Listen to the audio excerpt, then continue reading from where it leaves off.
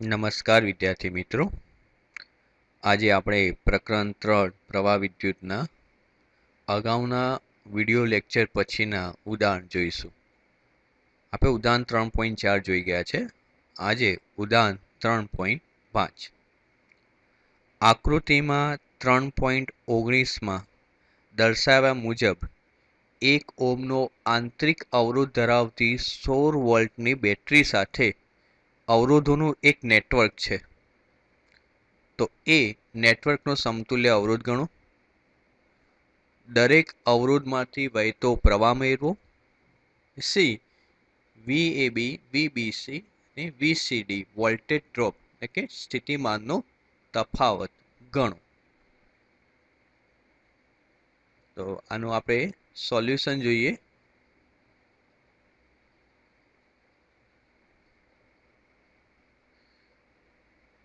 તો આપણી જોડે આનો એક પરિપથ છે જેમાં આપણે આનો એક તો અવરોધોનું નેટવર્ક છે એનો સમતુલ્ય અવરોધ એટલે કે એ અને ડી વચ્ચેનો. અહીંયા જે અવરોધ આપ્યો છે બેટરીનો આંતરિક અવરોધ છે, એટલે આપણો અવરોધ એ અને ડી વચ્ચેનો શોધવાનો છે.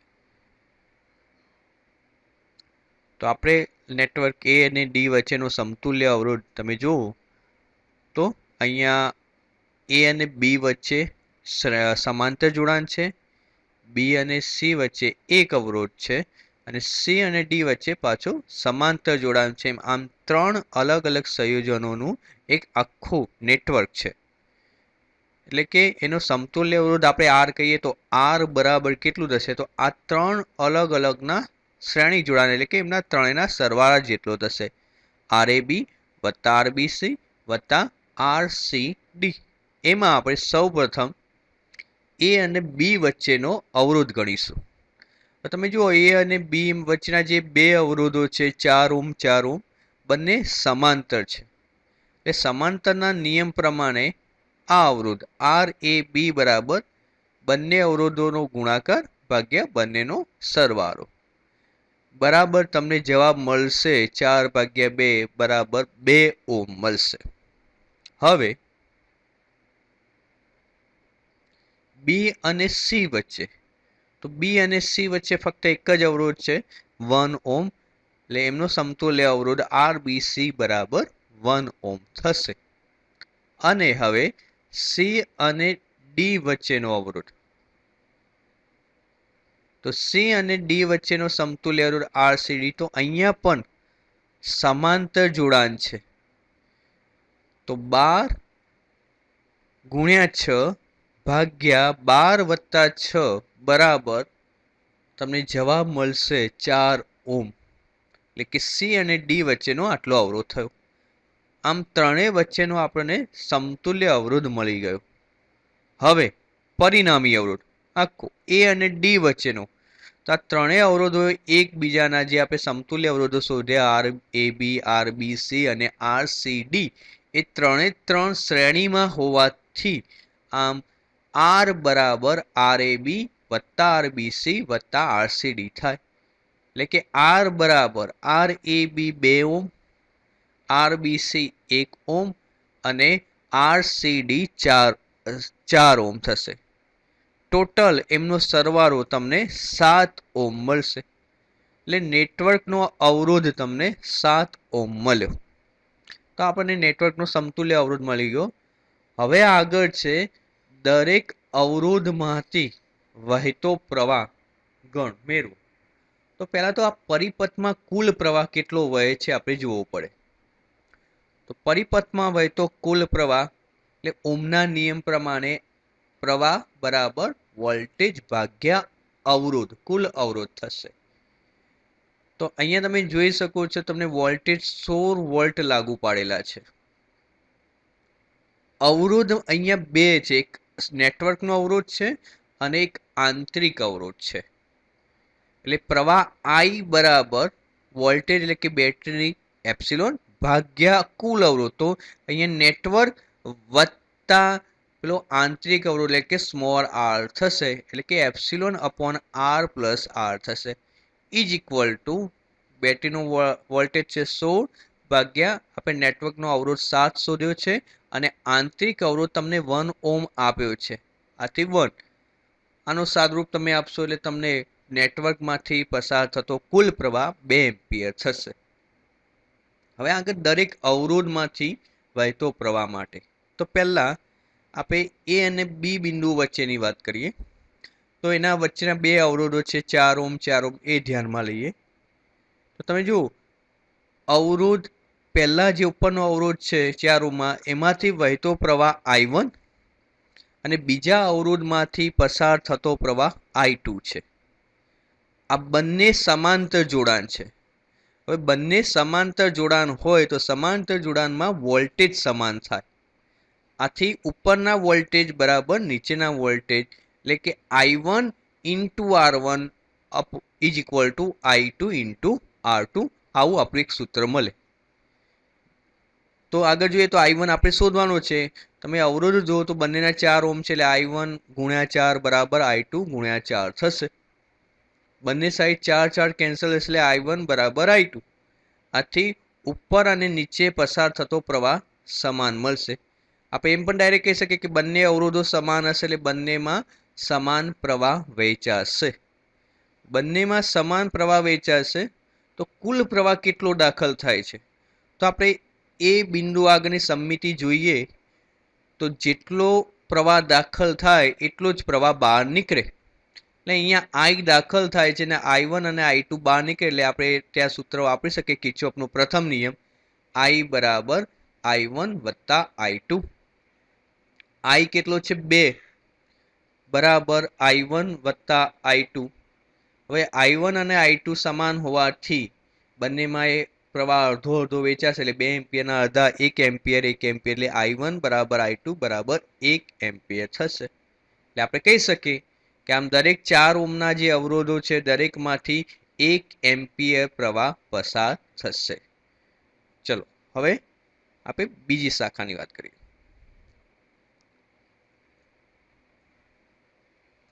તો BC તો નેટવર્કના બિંદુઓ બી અને સીમાં જેનો અવરોધ 1 ઓમ છે. હવે તમે જુઓ એમાંથી આખો પ્રવાહ I પસાર થાય છે, બીજો ક્યાંય વેચાતો નથી. એટલે આપણે કહી શકીએ કે 1 ઓમ અવરોધમાંથી 2 એમ્પિયર પ્રવાહ પસાર થતો હશે.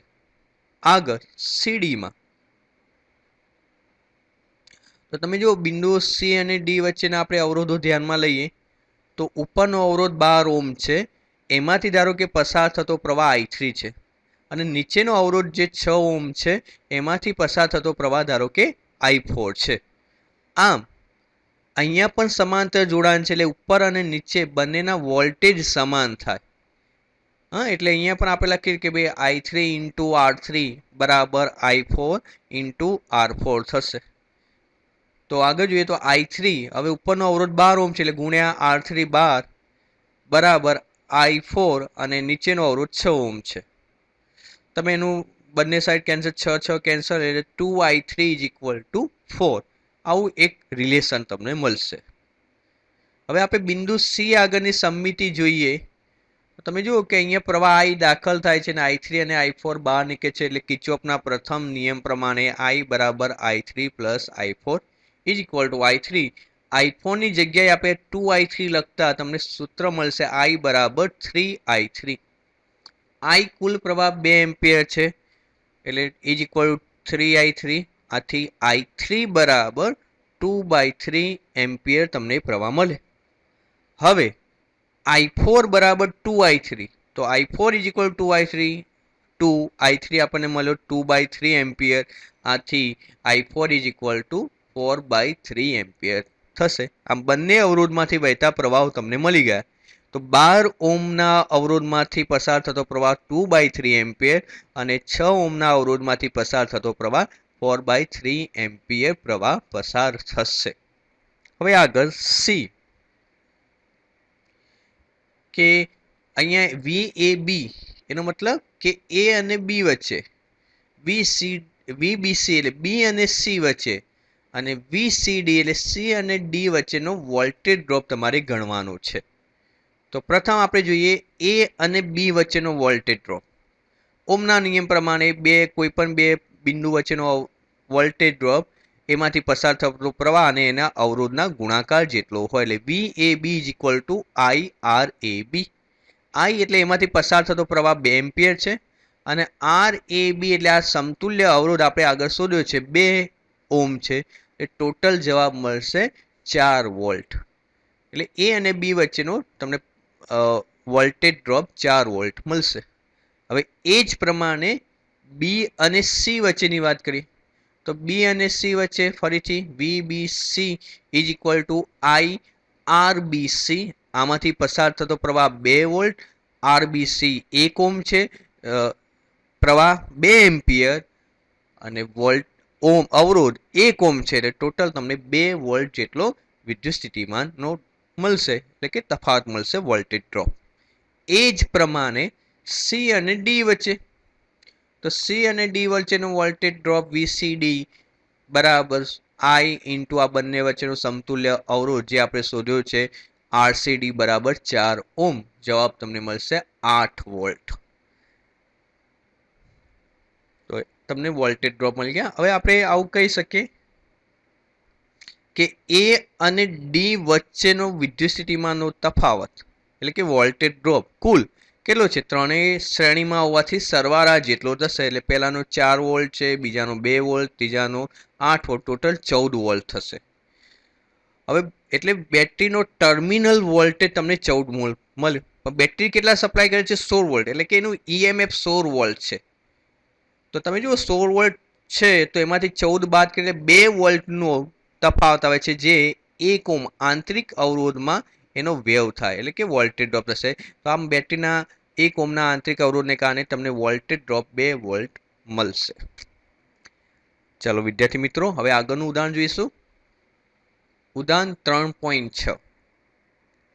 દરેક 1 ઓમના એવા 12 અવરોધમાંથી સમઘન નેટવર્કના વિકર્ણના સામસામે આવેલા, તો અહીંયા આપણે સમઘન વિકર્ણ તમને આપેલો છે એના સામસામે એટલે કે A અને C ડેશ સામસામે આવેલા શિરોબિંદુ વચ્ચે અવગણી શકાય તેવા આંતરિક અવરોધ ધરાવતી 10 વોલ્ટની બેટરી જોડેલ છે. 10 વોલ્ટની બેટરી જોડેલ છે. તો સમઘનની દરેક ભુજામાંથી પસાર થતો પ્રવાહ શોધો. તો આ દરેક ભુજામાંથી પસાર થતો આપણને પ્રવાહ શોધવાનો છે. તો અહીં આપણે આટલું કહી શકીએ કે આ જે સમઘનમાં 12 ભુજાઓ છે દરેક ભુજાઓનો અવરોધ 1 ઓમ કીધો છે. એટલે કે R બરાબર દરેક ભુજાનો અવરોધ 1 ઓમ છે. હવે તેના વિકર્ણના સામસામે જે છે A અને C ડેશ વચ્ચે અવગણી શકાય એવી આપણે 10 વોલ્ટની બેટરી જોયેલ છે. એટલે કે એનો આંતરિક અવરોધ આપણે ધ્યાનમાં લેવાનો નથી. અત્યારે આપણે ખાલી આ નેટવર્કની જ વાત કરવાની છે. બરાબર. હવે તમે જુઓ આ નેટવર્ક શ્રેણી અને સમાંતર જોડાણનું મિશ્ર જોડાણ છે. એટલે એના માટે હવે પહેલા તો એનું પ્રવાહનું વિતરણ કેવી રીતે થશે સમજી લઈશું. તો બેટરીના જે ધન ધ્રુવ છે એ ધન ધ્રુવથી આપણે પ્રવાહ ધારો કે 3I એમ્પિયર લઈએ જે બિંદુ A આગળથી નેટવર્કમાં દાખલ થશે અહીંથી. ત્યારબાદ ત્યાંથી એ આગળ વહેવા માટેને 3 માર્ગ મળે છે. A ડેશ, AD અને AB આ 3 માર્ગે વહેશે. પણ અહીંયા નેટવર્કની આપણે સમમિતિ જોઈએ. સમમિતિ એટલે તમે જો તો કોઈ પણ માર્ગે જશે તો એને સામેના વિકર્ણના બિંદુ સુધી પહોંચવા માટે પહોંચવા માટે 3 અવરોધોમાંથી પસાર થવું પડે. કોઈ પણ માર્ગે જાય, આ માર્ગે જશે તો એ પણ 3 અવરોધમાંથી એટલે ઓછામાં ઓછા એ 3 અવરોધમાંથી પસાર થશે. એટલે દરેકનો અવરોધ સરખો મળે એનો મતલબ કે ત્રણેય બાજુઓમાં શાખાઓમાં પ્રવાહ સમાન વહેંચાશે. તો ટોટલ પ્રવાહ દાખલ થયો 3I. એમાંથી દરેક શાખા એટલે કે AA ડેશમાં I, AD ડેશમાં પણ ADમાં પણ I અને ABમાં પણ I પ્રવાહ પસાર થશે. 3 ભાગ થઈ ગયા.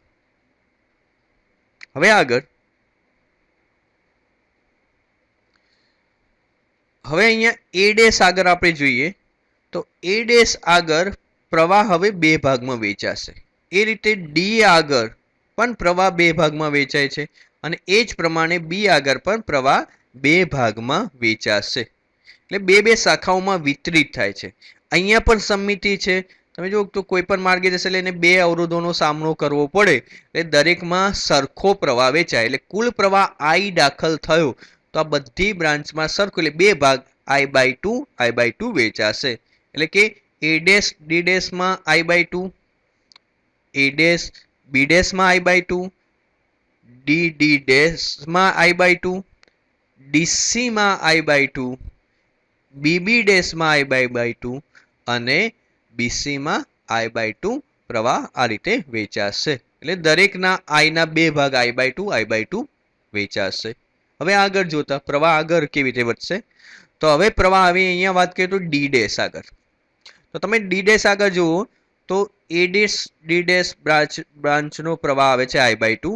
હવે એ જ રીતે નીચેની DD ડેશનો બ્રાન્ચનો પ્રવાહ પણ I/2 અહીંયા આવે છે એટલે અહીંયા બે પ્રવાહો ભેગા થશે અને બંને પ્રવાહો ભેગા થઈ અને આગળ વધશે એટલે I/2 એટલે કે બંનેનો સરવાળો થતા I પ્રવાહ મળે. એ જ પ્રમાણે તમે BB ડેશ આગળની વાત કરો તો અહીંથી A ડેશ B ડેશમાંથી પ્રવાહ આવે છે અને અહીંથી BB ડેશમાંથી પ્રવાહ આવે છે બંને ભેગા થાય છે I/2 એટલે I પ્રવાહ મળશે. એ જ પ્રમાણે તમે C ની આગળની વાત કરો તો DC માંથી I/2 આવશે અને BC માંથી I/2 આવશે બંને ભેગા થઈ અને આગળ પ્રવાહ વહેશે એટલે આપણે કહી શકીએ કે D ડેશ C ડેશ શાખામાં I, B dash C dash શાખામાં I અને CC ડેશ શાખામાં I પ્રવાહ પસાર થશે. હવે એ રીતે આપણે C ડેશ બિંદુ આગળની વાત કરીએ તો અહીંયા ત્રણેય પ્રવાહો ભેગા થાય છે એમનું સંયોજન થાય છે. આથી કુલ પ્રવાહ એમના ત્રણેયના સરવાળા જેટલો બહાર નીકળશે 3I જેટલો. એટલે આપણે કહી શકીએ કે સમમિતિ તમે જો જેટલો દાખલ થયો અહીંથી એટલો પ્રવાહ તમને બહાર મળી ગયો. બરાબર. હવે આપણે એની ગણતરી કરશું તો એના માટે કોઈ પણ એક બંધ ગારો કિર્ચોફનો બીજો નિયમ લાગુ પાડશું કેમ કે મિશ્ર જોડાણ છે એટલે સાદી રીતે આપણે ગણી શકશું નહીં. તો કોઈ પણ એક બંધ ગારો લઈએ તો અહીંયા આપણે બંધ ગારો લઈએ છીએ A B C ડેશ પછી બાર પરિપથમાં બેટરીમાં E અને ફરીથી A આગળ આ રીતે એક બંધ ગાળો લઈશું અને ત્યાં આપણે કિર્ચોફનો બીજો નિયમ લાગુ પાડીશું. બરાબર. તો આપણે સમઘડી દિશામાં એટલે A થી ચાલુ કરી B થી C થી C ડેશ એમ કરી બેટરીમાં થઈ ફરીથી A આગળ આવીશું. બરાબર. તો આપણે પહેલી બ્રાન્ચ જોઈએ AB માં તો તમે જુઓ AB માં I જેટલો પ્રવાહ પસાર થાય છે આપણી મુસાફરીની દિશા પણ AB માં છે અને એ જ દિશામાં પ્રવાહ વહે છે એટલે વોલ્ટેજ ડ્રોપ થશે એટલે કે માઇનસ કેટલો ડ્રોપ થશે તો પ્રવાહ I અને આપણે એનો અવરોધને R કીધો છે એટલે -IR જેટલો વોલ્ટેજ ડ્રોપ થશે. આગળ વાત કરીએ BC શાખામાં તો એનો અવરોધ R છે એમાંથી વહેતો પ્રવાહ I/2 એ પણ પ્રવાહની દિશામાં આપણે મુસાફરી એટલે ત્યાં પણ વોલ્ટેજ ડ્રોપ થશે એટલે -I/2R થશે. ત્યાંથી આપણે CD એટલે CC ડેશ બ્રાન્ચની વાત કરીએ તો એમાં પ્રવાહ I છે અવરોધ R એટલે એમાં વોલ્ટેજ ડ્રોપ પ્રવાહની દિશામાં મુસાફરી એટલે -IR થશે.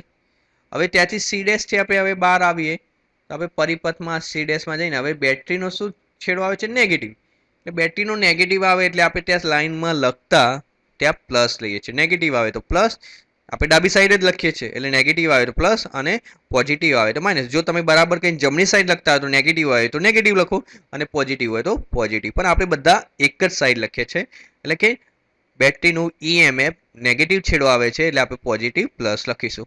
ત્યાંથી આપણે આગળ વધીએ એટલે ફરીથી આપણે એ આગળ એટલે જ્યાંથી શરૂઆત કરી ત્યાં આવી ગયા એટલે E=0 થશે. તો આપણને કિર્ચોફના નિયમ પરથી આ સમીકરણ મળી ગયું. બરાબર. તો હવે તમે જુઓ તો અહીંયા R એ દરેક ભુજાનો અવરોધ છે અને એપ્સિલોન એ બેટરીનું EMF છે. હવે એનું સાદુરૂપ આપતા તમે એનું સાદુરૂપ આપશો તો એપ્સિલોન આ સાઈડ જશે અને IR -IR/2 અને -IR તમે સાદુરૂપ આપશો એટલે તમને જવાબ મળશે 5/2IR =એપ્સિલોન એટલે આપણને એક સમીકરણ મળી ગયું આપેલા પરિપથ માટેનું એપ્સિલોન =5IR સમીકરણ 1 કહીશું. હવે આપણે આની જગ્યાએ એટલે કે A અને C ડેશની વચ્ચે કોઈ ઇક્વિવેલેન્ટ રેઝિસ્ટન્સ લઈ લે કોઈ એક જ અવરોધ આ રીતે લઈ લઈએ જેને આપણે કહીશું આર ઇક્વિવેલન્ટ, બરાબર. આ ઇક્વિવેલન્ટ રેઝિસ્ટન્સ એ આપણે આગળના જે અવરોધો છે એના જેટલો જ હશે, એના નેટવર્કના જેટલો હશે એવો આપણે ધારી લઈએ છીએ, બરાબર. જો એટલો જ હોય એનો મતલબ કે તમે 10 વોલ્ટની બેટરી લાગુ પાડો છો તો પેલામાં પણ 3 એમ્પિયર પ્રવાહ વહેતો તો આમાં પણ 3 આઈ પ્રવાહ વહેશે. તો અહીંયા પણ આપણે ઓમનો નિયમ લાગુ પાડીએ એક અવરોધ હોવાથી V ઇઝ ઇક્વલ ટુ આઈ, એટલે V એટલે એપ્સિલોન ઇઝ ઇક્વલ ટુ આઈ, પ્રવાહ વહે છે 3I અને અવરોધ છે આર ઇક્વિવેલન્ટ થશે સમીકરણ 2. આ સમીકરણ 1 અને સમીકરણ 2 બંને આપણે એક જ સમાન EMF વાળી બેટરીથી 3I પ્રવાહ માટે ગણીએ છીએ, એટલે બંને સમીકરણને સરખાવતા તો તમે 1 અને 2 સરખાવો તો 1 ઇઝ ઇક્વલ ટુ 5/2IR અને બીજું સમીકરણ છે 3I આર ઇક્વિવેલન્ટ થશે. આ બંને સમીકરણને સરખાવતા તો સમીકરણ 1 અને 2 ને તમે સરખાવશો તો 3I R equivalent is equal to 5/2IR, બંને સાઈડ I કેન્સલ તો સાદુરૂપ આપશે 3 નીચે જશે એટલે 6 થશે. આર ઇક્વિવેલન્ટ બરાબર 5/6 ઓમ થશે. આમ તો 5/6 આર આવશે પણ આર બરાબર 1 ઓમ છે, કિંમત મૂકી દઈએ એટલે તમને આપેલા નેટવર્કનો અવરોધ મળી ગયો, સમતુલ્ય અવરોધ 5/6 ઓમ. હવે આગળ, હવે દરેક શાખામાંથી પસાર થતી પ્રવાહ પણ આપણે શોધવાનો છે. તો એના માટેનું આપણું સમીકરણ એક હતું કે epsilon is equal to 5/2IR, બરાબર. તો એપ્સિલોન એટલે કે 10 વોલ્ટની બેટરી છે, ઇઝ ઇક્વલ ટુ 3I આપણો પ્રવાહ છે અને આર ઇક્વિવેલન્ટ 5/6 થશે. આનું તમે સાદુરૂપ આપો એટલે 3I ઇઝ ઇક્વલ ટુ 12 એટલે કે 12 એમ્પિયર પ્રવાહ તમને મળશે. એનો મતલબ કે અહીંયા બેટરીમાંથી 3I જે પ્રવાહ નીકળે છે 12 એમ્પિયર પ્રવાહ નીકળે છે બેટરીમાંથી, બરાબર. હવે એ આગળ જઈ દરેક શાખાઓમાં વેચાશે એટલે નેટવર્કનો કુલ પ્રવાહ મળી ગયો.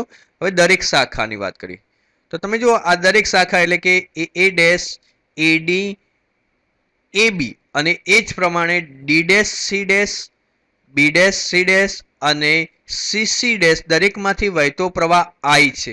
તો અહીંયા 3I બરાબર 12 એમ્પિયર તો I બરાબર 4 એમ્પિયર થશે, એટલે આ દરેક શાખાઓમાં વહેતો પ્રવાહ 4 એમ્પિયર થશે.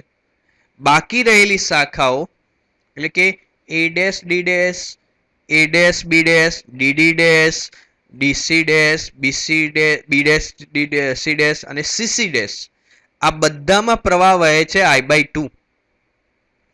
I/2 પ્રવાહ એટલે કે ફરીથી I નો અડધો એટલે કે 2 એમ્પિયર પ્રવાહ આ દરેક શાખાઓમાં વહે છે. આમ આપણને એક સમતુલ્ય અવરોધ અને દરેક શાખાઓમાંથી વહેતા પ્રવાહ મળી ગયા. હવે આગળનું ઉદાહરણ જોઈએ. ઉદાહરણ 3.7. આકૃતિ 3.24માં દર્શાવેલ નેટવર્કમાં દરેક શાખામાંથી વહેતો પ્રવાહ શોધો. અહીંયા વિદ્યાર્થી મિત્રો એટલું યાદ રાખવાનું કે જ્યારે જોડાણ મિશ્ર જોડાણ એટલે કે શ્રેણી અને સમાંતર તમે નક્કી ન કરી શકતા હોય એ વખતે આપણે કિર્ચોફના નિયમો વાપરીએ છીએ અને કિર્ચોફના નિયમથી તમને જે પણ અજ્ઞાત મૂલ્યો હોય પ્રવાહના કે અવરોધના તમે શોધી શકો છો. તો અહીંયા પણ આપણે કિર્ચોફનો નિયમ વાપરશું. અહીંયા અજ્ઞાત વસ્તુઓ વધુ છે, પ્રવાહ અજ્ઞાતો છે બધી શાખાઓના. આથી આપણે એક કરતાં વધુ સમીકરણો મેળવી અને એનો સાદુરૂપ આપવા પડે તો તમને અજ્ઞાત મૂલ્યો મળશે.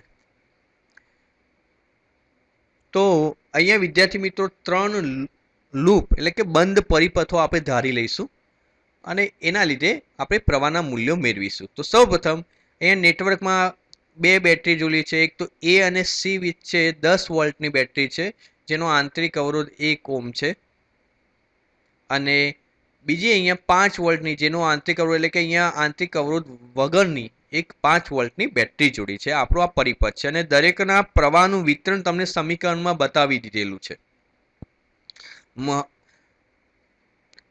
મોટા ભાગનું આપણે શું કરીએ છીએ, પ્રવાહ મોટી બેટરી પ્રમાણે ચાલુ કરીએ છીએ. તો અહીંથી તમે જુઓ તો I1 પ્રવાહ નીકળે છે ત્યાંથી 2 ભાગમાં, તો એક દિશામાં I2 પ્રવાહ જશે તો બાકી રહેલી દિશામાં I1 - I2 પ્રવાહ જશે, બરાબર. હવે અહીંયા આપણે જોઈએ તો I2 પ્રવાહ ગયો. હવે અહીંયા જે બેટરી છે 5 વોલ્ટમાંથી એમાંથી પોઝિટિવમાંથી I3 પ્રવાહ નીકળે છે. અહીંયા બી આગળ I2 અને I3 ભેગા થઈને આ 2 ઓહમમાં જશે. એટલે અહીંયા તમને I2 પ્લસ I3 મળ્યો. હવે અહીંયા સી આગળ સીમાંથી ડાબી સાઈડની બ્રાન્ચમાં I1 પ્રવાહ જાય છે. એનો મતલબ કેટલો ઓછો થશે એટલે આ બ્રાન્ચમાં I2 plus I3 minus I1 પ્રવાહ વહેશે. તો અહીંયા I2 plus I3 minus I1 આવ્યો અને અહીંયા I1 માઇનસ I2 આવશે. આ બંને પ્રવાહનું તમે સરળ કરશો એટલે ફરીથી તમને I3 પ્રવાહ મળશે. એટલે આપણી આ સમીકરણ કમ્પ્લીટ થઈ ગઈ. તો આનીથી તમને નેટવર્ક કમ્પ્લીટ છે, પ્રવાહનું વિતરણ વ્યવસ્થિત મળી ગયું. હવે આપણે લૂપ લઈશું. તો અહીંયા પહેલી આપણે લૂપ ધારી લઈએ ADCA લૂપ. આના માટે આપણે કિર્ચોફનો બીજો નિયમ લાગુ પાડશું. આપણે આ લૂપમાં પ્રવાહની દિશા એટલે કે મુસાફરીની દિશા સમીકરણ સોલ્વ કરવા માટે ADCA લઈશું. એટલે એથી શરૂઆત કરીને આપણે આ માર્ગે જઈશું. તો સૌથી પહેલા ADની વાત કરીએ. તો અહીંયા તમે જો મુસાફરીની દિશામાં પ્રવાહ છે એટલે વોલ્ટેજ ડ્રોપ થશે એટલે કે આ પહેલા માઇનસ આવશે. પછી IR, I એટલે પ્રવાહ અને R એટલે અવરોધ. અવરોધ 4 ઓહમ છે અને પ્રવાહ એનો I1 માઇનસ I2 એટલે તમને સમીકરણ મળશે -4 કૌંસમાં I1 માઇનસ I2. આપણે ડી આગળ પહોંચી ગયા. હવે ડી થી સી ની બ્રાન્ચમાં જઈશું, સી તરફ જઈશું એટલે આ તરફ. અહીંયા પ્રવાહ તમે જુઓ તો મુસાફરી આપણે ડી થી સી તરફ કરીએ છીએ, પ્રવાહ સી થી ડી તરફ એટલે સામે આવે છે. એટલે અહીંયા વોલ્ટેજ ગેઇન થશે એટલે કે પ્લસ લખાશે. પ્લસ હવે કેટલો અવરોધ છે તો ત્યાં અવરોધ છે 2 ઓહમ અને પ્રવાહ વહે છે I2 plus I3 minus I1. હવે સી આગળથી આપણે એ તરફ જઈશું. તો સી થી એ તરફ જતા પ્રવાહની દિશામાં મુસાફરી છે એટલે વોલ્ટેજ ડ્રોપ થશે માઇનસ. અવરોધ 1 ઓહમ છે અને પ્રવાહ I1 છે એટલે માઇનસ I1 તમને ત્યાં મળશે. હવે ત્યાંથી આગળ જઈએ એટલે હવે બેટરી આવે છે. બેટરીનું નેગેટિવ આપણે જોઈ ગયું કે આપણે ડાબી સાઈડ જ લખતા હોય તો નેગેટિવ હોય તો પોઝિટિવ, પોઝિટિવ હોય તો નેગેટિવ લખીશું. એટલે અહીંયા +10 તમને મળશે. ફરીથી આપણે એ આગળ પાછા આવી ગયા મિત્રો. એટલે કુલ ઇઝ ઇક્વલ ટુ 0 લખાશે. આપણું આ લૂપનું સમીકરણ મળી ગયું કિર્ચોફના નિયમ પરથી. હવે એનું સાદરૂપ આપી દઈએ. તો અહીંયા આપણે કૌંસ ખોલી નાખતા તમને આવું મળશે -4I1 plus 4I2 plus 2I2 plus 2I3 minus 2I1 minus I1 plus 10 બરાબર 0. હવે બધાના સરવાળો તો તમે I1 જોશો તો 4I1 છે, 2I1 છે અને I1 છે બધા માઇનસ એટલે -7I1 એટલે 4I2 પ્લસ 2I2 6I2 મળશે અને બાકી રહેલું plus 2I3 plus 10 is equal two 0. તો આપણે આ રીતે લખી શકીએ આ સમીકરણને 7I1 minus 6I2 minus 2I3 is equal two 10. આપણું એક સમીકરણ 1 મળી ગયું આ લૂપનું. હવે આપણે બીજી લૂપ ધારી લઈએ. આપણે લૂપ ધારીએ છીએ ABCA લઈશું. અહીંયા આપણે પ્રવાહની દિશા મુસાફરીની દિશા A થી B, B થી C અને C થી A તરફ લઈશું. બરાબર. તો અહીંથી આપણે ચાલુ કરીએ એથી. તો આ તરફ જઈશું તો પહેલો અવરોધ આવે છે 4 ઓહમ અને એમાંથી પ્રવાહ I2 મુસાફરીની દિશામાં પ્રવાહ છે એટલે વોલ્ટેજ ડ્રોપ થશે એટલે -4I2 થશે. હવે B થી C તરફ જતા તો અહીંયા પણ મુસાફરીની દિશામાં પ્રવાહ છે એટલે -2 પ્રવાહ કૌંસમાં I2 પ્લસ I3 થશે. C થી A તરફ જતા અહીંયા અવરોધ પણ મુસાફરીની દિશામાં જ પ્રવાહ છે એટલે -I1. આગળ બેટરી આવે છે, બેટરીનો ઋણ છેડો આવે છે એટલે આપણે ડાબી સાઈડ લખીએ છીએ એટલે +10 વોલ્ટ થશે. એ આગળ આપણે પાછા આવીએ છીએ એટલે બંધ પરિપથ પૂરો થશે. આથી ઇઝ ઇક્વલ ટુ 0 થશે. હવે આપેલ પરિપથનું આપણે સાદરૂપ આપીએ તો આપણે એના કૌંસ ખોલી નાખીએ તો -4I2 -2I2 -2I3 -I1 plus 10 is equal two 0. સારું આપીએ -I1 પહેલા I1 આગળ લખીએ છીએ -I1 4I2 2I2 એટલે -6I2 -2I3 plus 10 is equal two 0 થશે. આમ સાદરૂપ આપતા તમને સમીકરણ 2 મળશે I1 plus 6I2 plus 2I3 is equal two 10. હવે આગળ ત્રીજી લૂપ લઈશું BEBCDEB લૂપ. આપણે આ માર્ગે મુસાફરી કરશું, બરાબર. તો બી થી સી, સી થી ડી આપણે મુસાફરીની દિશા આ વિષમઘડી દિશામાં લઈશું, બરાબર. ચલો, તો પહેલા વાત કરીએ બીસી બ્રાન્ચમાં. તો આપણી મુસાફરીની દિશામાં જ પ્રવાહ છે એટલે વોલ્ટેજ ડ્રોપ થશે -2I2 + I3. આગળ સીડી બ્રાન્ચમાં એમાં પણ મુસાફરીની દિશામાં પ્રવાહ છે એટલે -2 કૌંસમાં પ્રવાહ છે I2 + I3 - I1. હવે આગળ જતા બેટરીનો નેગેટિવ છેડો આવશે એટલે આપણે લખીશું +5. આગળ જતા આપણે બી આગળ પાછા આવીએ છીએ એટલે પરિપથ કમ્પ્લીટ =0 થશે. આનું પણ આપણે સાદુરૂપ આપીએ તો -2I2 - 2I3 - 2I2 - 2I3 -+2I1 +5 = 0. I1 લખીએ તો +2I1 છે, બરાબર. 2I2 2I2 -4I2 -2I3 -2I3 -4I3 +5 = 0. આથી 2I1 -4I2 -4I3 -5. I1 બંને સાઈડ 2 વડે ભાગી નાખીએ તો I1 -2I2 -2I3 2.5 સમીકરણ 3 મળશે. હવે આપણને 3 સમીકરણો મળી ગયા 3 કિર્ચોફના નિયમો અલગ અલગ પરિપથો માટે વાપરીને. હવે એમને આપણે સાદુરૂપ આપીશું. તો પહેલા સમીકરણ 1 અને 2 નો સરવાળો કરતા.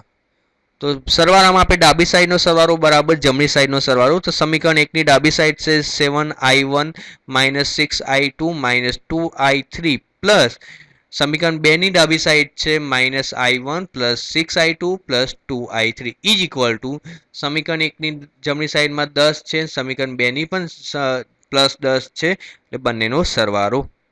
તમે જુઓ તો -6I2 + 6I2 કેન્સલ થશે, -2I3 + 2I3 કેન્સલ થશે એટલે 7I1 અને I1 એટલે 8I1 = 20 તમને મળશે. આનું સારું આપતા I1 = 20/8 એટલે કે 5/2 એમ્પિયર પ્રવાહ મળશે. તો એક અજ્ઞાત પ્રવાહનું મૂલ્ય આપણને મળી ગયું I1. આ જ પ્રમાણે આપણે સમીકરણ 2 અને 3 નો સરવાળો કરતા. તો સમીકરણ 2 ની ડાબી સાઈડ છે I1 +6I2 +2I3 પ્લસ સમીકરણ 3 ની ડાબી સાઈડ છે I1 -2I2 -2I3 સમીકરણ 2 ની જમણી સાઈડ છે 10 વત્તા સમીકરણ 3 ની જમણી સાઈડ છે -2.5 એટલે 10 વત્તા -2.5 થશે. આનું તમે સાદુરૂપ આપો તો I1 વત્તા I1 એટલે 2I1, 6I2 -2I2 એટલે 4I2 અને 2I3 -2I3 કેન્સલ થઈ જશે =10 -2.5 એટલે કે 7.5 મળશે. હવે અહીંયા આપણને I1 પ્રવાહ મળી ગયો છે, આપણે આગળ જો શોધી નાખ્યો છે 5/2. અહીંયા કિંમત મૂકી નાખીએ 2 × 5/2 + 4I2 = 7.5. તો તમને જવાબ મળશે સાદું આપો 2 2 કેન્સલ 4 + 4I2 = 7.5. 4I2 7.5 માંથી 5 જશે 2.5. I2 = 2.5/4. ઉપર નીચે આપણે 10 રાઉન્ડ ફિગર શોધવા માટે પૂર્ણાંકો તો 25/40 ઉપર નીચે 10 10 વધે. હવે ઉપર 5 5 અને નીચે 8 પંચા એટલે 5 5 કેન્સલ એટલે 5/8 એમ્પિયર પ્રવાહ મળશે. તો I2 માંથી એટલે I2 પ્રવાહ મળી ગયો, બરાબર. ચલો હવે આપણી જોડે I1 અને I2 મળી ગયો છે. હવે સમીકરણ જે 3 છે એમાં I1 અને I2 ની કિંમત મૂકશો એટલે તમને I3 ની કિંમત મળશે. તો આપણી જોડે સમીકરણ 3 આ રહ્યું I1 -2I2 -2I3. તો I1 2.5 છે, -2I2 5/8 મળી ગયો અને -2I3 અજ્ઞાત છે -2.5. સાદુરૂપ આપશો એટલે તમને 5 - 5/2I3 = 20 - 5 લસા લઈ લઈએ. 20 - 5 ને 4 ને જમણી સાઈડ ગુણીએ એટલે 8I3 15 = 8I3 એટલે તમને જવાબ મળશે I3 = 15/8 એમ્પિયર. તો આ 3 અજ્ઞાત પ્રવાહો I1 I2 અને I3 મળી ગયા. આપણને શું શોધવાનું છે? દરેક શાખાઓમાંથી પસાર થતો પ્રવાહ. તો આપણે પહેલી શાખા લઈએ એ બી શાખા. તો એ બી શાખામાં I2 પ્રવાહ પસાર થાય છે. I2 ની કિંમત 5/8 એમ્પિયર છે. એ જ રીતે એસી શાખામાંથી એટલે કે સીએ શાખામાંથી વહેતો પ્રવાહ I1 છે જે 5/2 એમ્પિયર થશે. ડીઈબી શાખામાંથી વહેતો પ્રવાહ I3 છે. આથી એ આપણને મળ્યો છે 15/8 એમ્પિયર. હવે એ રીતે એડી શાખામાં I1 માઇનસ I2 તો 5/2 માઇનસ 5/8 જવાબ તમને મળશે 15/8 એમ્પિયર. એ જ રીતે સીડી શાખામાં વહેતો પ્રવાહ I2 plus I3 minus I1 I2 5/8 I3 15/8 minus I1 5/2 જવાબ મળશે 0 એમ્પિયર. એટલે આ શાખામાંથી કોઈ પ્રવાહ વહેતો નથી. અને બીસી શાખામાંથી I2 plus I3 5/8 plus 15/8 is equal to 20/8 answer આવશે 5/2 એમ્પિયર. તો આ રીતે દરેક શાખામાં વહેતા પ્રવાહ મળી ગયા. આપણે જવાબ મળી ગયો છે, પણ આપણે ધારો કે આપણે મળેલા પ્રવાહોના જવાબ સાચા છે કે ખોટા તો એનો તમે તાળો એટલે કે જવાબ પણ મેળવી શકો. તો કોઈ પણ લૂપમાં આપણે કિર્ચોફનો નિયમ લાગુ પાડીએ તો આપણે બી એ ડી ઈ બી અહીંથી ચાલુ કરીએ બી એ ડી ઈ બી માર્ગે તમે મુસાફરી કરો અને જો ઇઝ ઇક્વલ ટુ 0 તમારો જવાબ આવે તો તમારું સમીકરણ સાચું છે. તો અહીંથી ચાલુ કરીએ તો તમે જો પ્રવાહ સામે આવે છે એટલે શું થશે વોલ્ટેજ ગયું એટલે +4I2. તો સમીકરણ નીચે લખ્યું છે 4I2. પછી આગળ સમીકરણ જોતા રહો. આગળ જઈશું અહીંયા પણ પ્રવાહની દિશામાં મુસાફરી એટલે -4 પ્રવાહ વહે છે I1 માઇનસ I2 બરાબર. અહીંથી આગળ ગયા હવે બેટરીનો છેડો આવે છે માઇનસ એટલે અહીંયા લખાશે +5 ઇઝ ઇક્વલ ટુ સાદું રૂપ આપો 4I2 માઇનસ કૌંસ ખોલી નાખો 4I1 પ્લસ 4I2 પ્લસ 5 મળશે is equal two 4I1 minus 4I1 અને અહીંયા 4I2 plus 4I2 8I2 plus 5 કિંમત મૂકીએ -4 I1 બરાબર 5/2 પ્લસ 8 I2 બરાબર 5/8 પ્લસ 5 સાદુરૂપ આપો 2 કેન્સલ અને 2 વધશે 5/10 સોરી 5 into 10 2 -10 આવશે. પછી અહીંયા 8 8 કેન્સલ એટલે +5 અહીંયા +5 સરવાળો 0. આથી જે શૂન્ય છે જે કિર્ચોફના નિયમની જરૂરિયાત છે કે કિર્ચોફનો નિયમ બરાબર આપણે ડાબી સાઈડ બરાબર સમીકરણ લખ્યો તો 1 ઇઝ ઇક્વલ ટુ બંધ શાખા માટે બંધ પરિપથ માટે 0 મળે. તો અહીંયા આપણું આ 3 ઉદાહરણ પૂરા કરીએ છીએ આ વિડીયો લેક્ચરમાં.